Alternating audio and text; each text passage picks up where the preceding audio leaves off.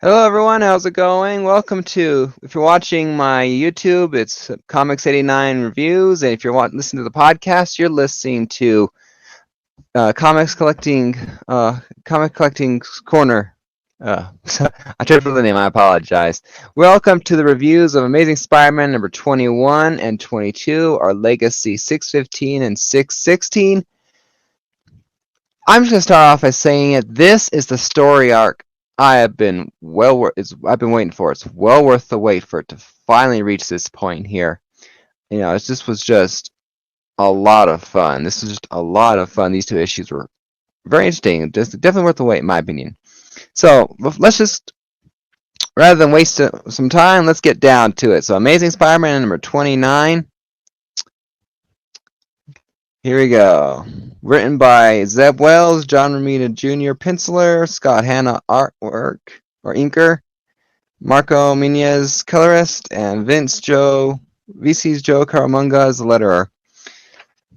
So here it is. We're finally figuring out a year and a half ago what mysteriously happened to Peter Parker. Starts off a little fun here, a little dual thing on either page. Peter Parker waking up thinking he's late, or multitasking. Barely late out the door. Mary Jane, well, she's trying to get her kids to put on the shoes and go to the park. Just one of those things. Then they exit the doorway, and there we have snow. Wait, no, it's a sunny day on the other side. Turns out it's a mysterious guy in a storm. And it is him. He came back. Paul takes the kids to safety. They're going to meet up later because when they're safe. And then just 1 year earlier in big letters across two black pages. Because apparently there is a guy, I'm going to get this name wrong. His name is, what is his name? Rico, it starts with an R. I can't see it now. But it's that, it's a Mayan or Aztec god from Amazing Spider-Man 555 to 557, I think it is. He shows up after a human sacrifice because he figured out the math in his cell. He's turning out he's the guy in the shining light at the end of Amazing Spider-Man 894. Comes busting in through Mary Jane's apartment after she invited Mary Jane to move in. Mary Jane invited Peter to move in, and so just starts the fight. He grabs Mary Jane by the wrist after he blasts Peter off his feet. Turns out he ends up marking her. Peter knocks him out of the room, dresses up as a Spider-Man suit, hops after him, beating him up the whole way down.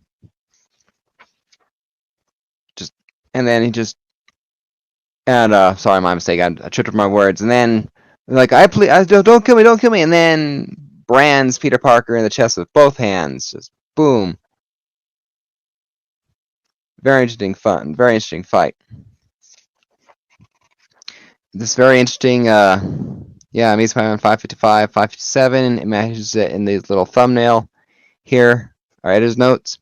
And there's a line here I don't quite understand. I'm guessing it's a prophecy from the other books. It reads, "A storm from the void, not north or south, from Zabalba, from darkness' mouth. Your time is short, the end is near, darkness takes all you hold dear. Blood-red eyes, murderous urges, from sacred death a god emerges." And I guess here is his name, Rabin, Rabin.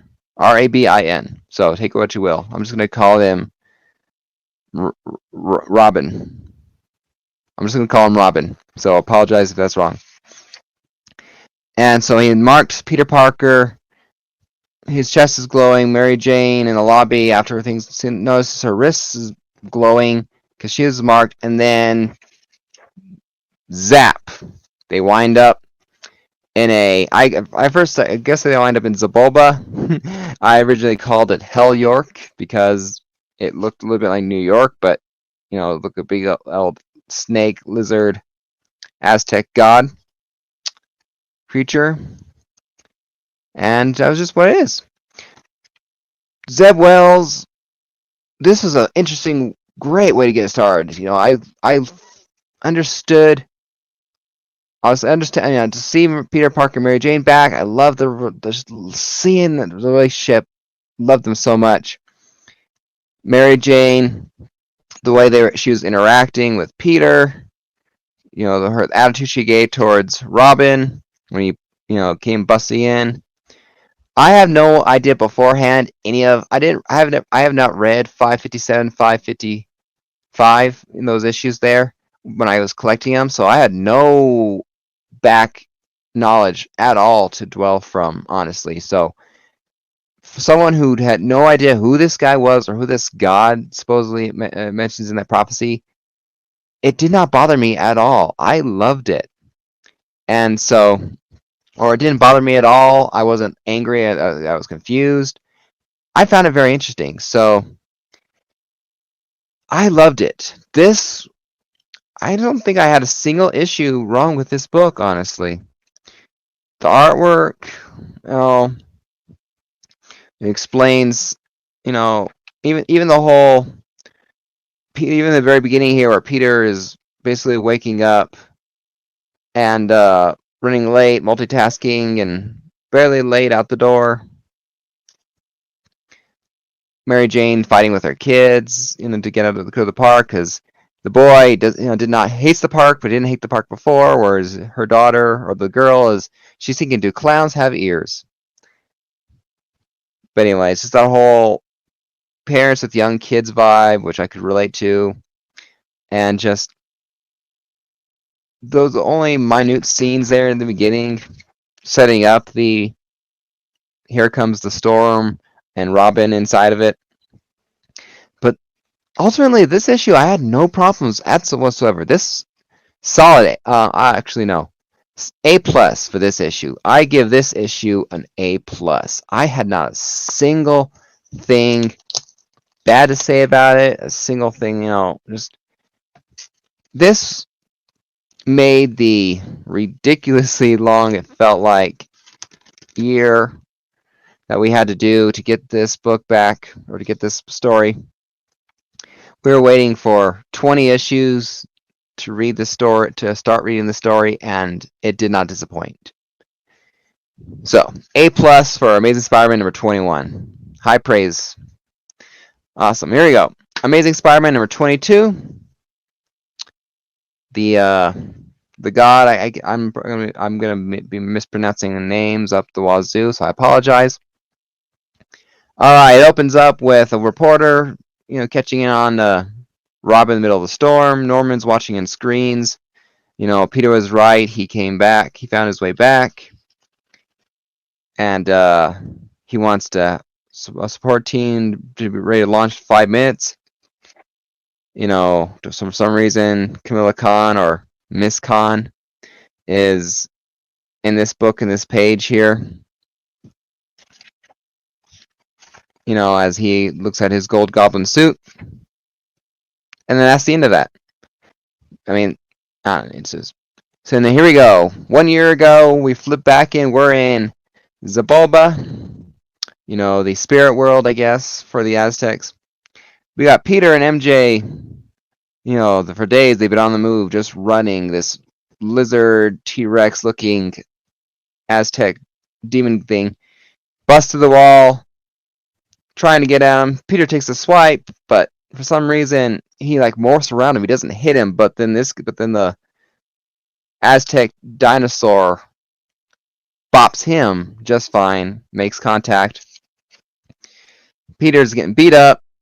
MJ's on the run. Excuse me. She bumps into a mysterious figure, saying to move to one side, and he pulls out this weird-looking gun. It kind of looks like a Mercury wings, and blasts the creature, and it kills him. And it just kills him, and then figure takes off his hood, because after he said, you just disrupt their symbology, which I frankly didn't understand in this issue. He takes out his hood.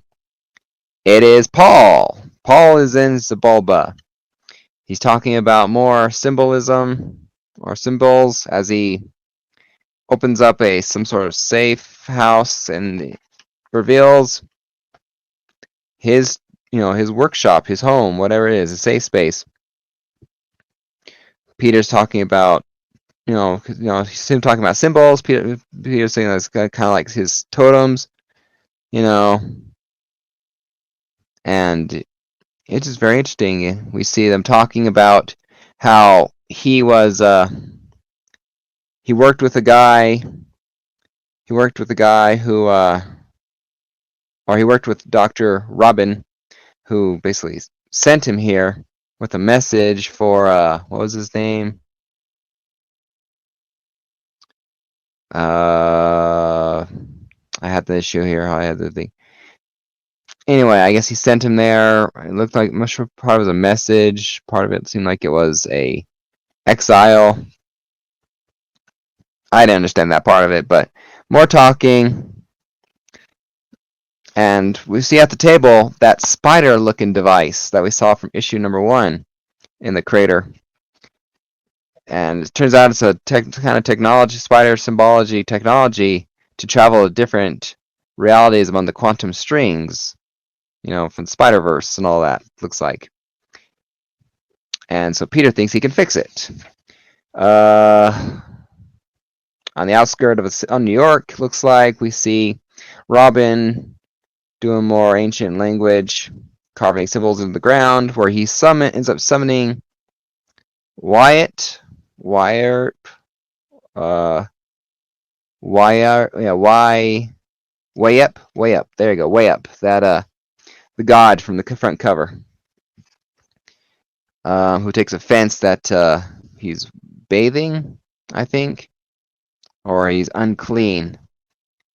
Yeah, he takes offense that his mortal who summoned him is unclean, and talking to going, hey, I know where the sun. I come here to repair our bond, and he comes with the sacrifice, the sun blood. We end up back a year ago. Looks like in Sebulba. Peter's working away, fixing the device. Talking with Paul. Yeah, Paul was his guinea pig a long time ago. I sent him here to deliver a message to Wyatt. And they carved in him. Then he marked.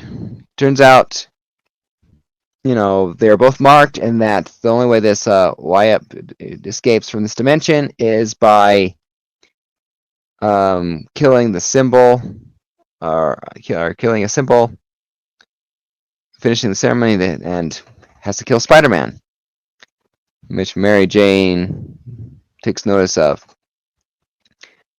Wyatt busts through the wall in Sebulba, calling for Sunblood. And Peter's trying to tell everyone to run. He'll slow them down. And just, again, he's losing the fight. Paul's helping a little bit with some sort of energy octopus kind of gun, to disrupt the symbology, or confusing Spider-Man's symbology to buy him time, change what he's after, kind of a thing. MJ, Peter's trying to hand off the spider to MJ. Go, bring help, and all that. Safe, get safe, bring help. More, Spider-Man's getting beat up. His costume's being torn like it was in the first issue. He looks like he's about to die. I can actually see fear drawn pretty good in this issue here. Looks like Peter's actually very scared for a second there, like he realizes that this could be it, possibly.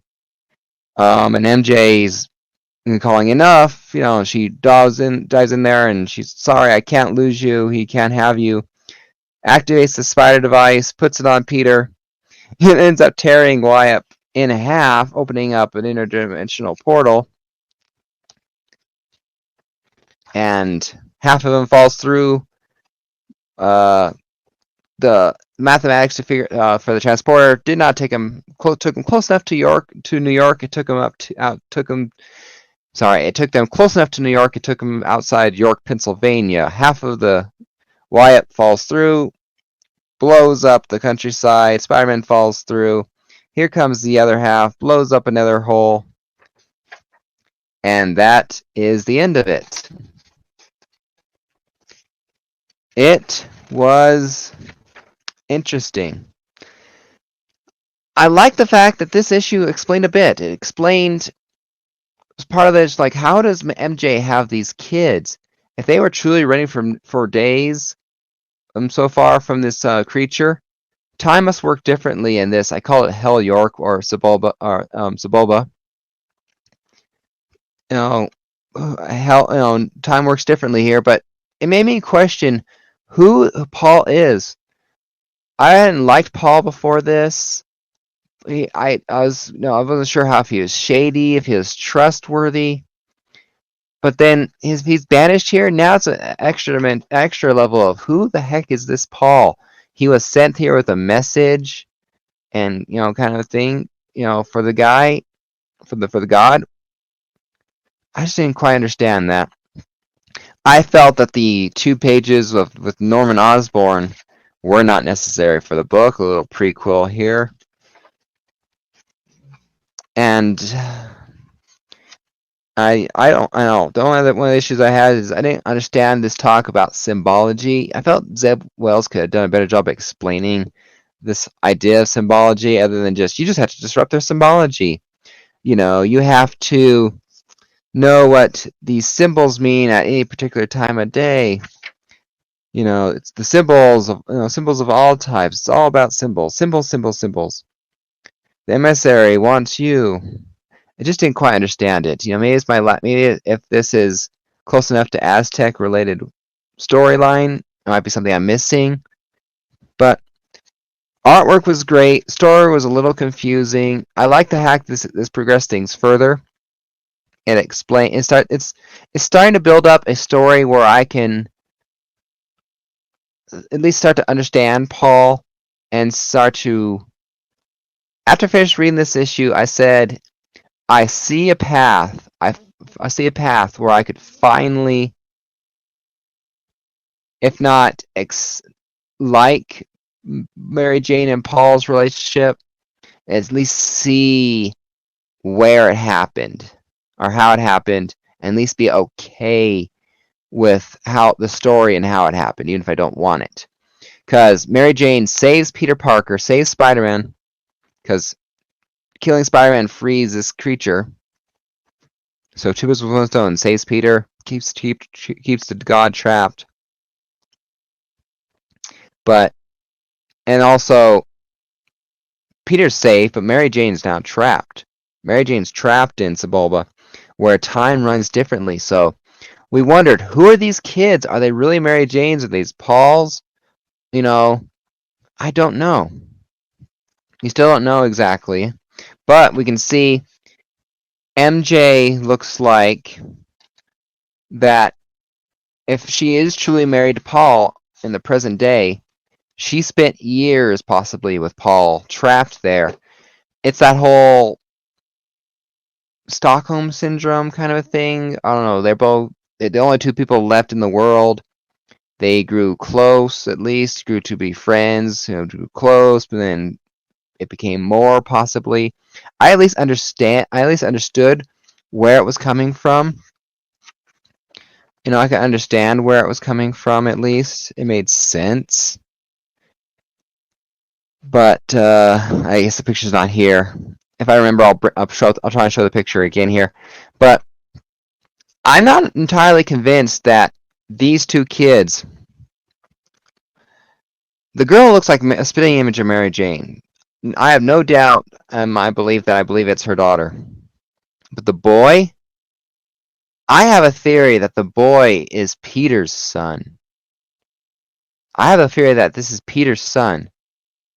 That MJ was pregnant when she went into this dimension, and that she had the kids there, and they were protected, whatnot, or kind of thing. Just I think because Paul, I'll bring up Paul. Picture of Paul here. Paul with those heavy eyebrows, the heavy eyebrows.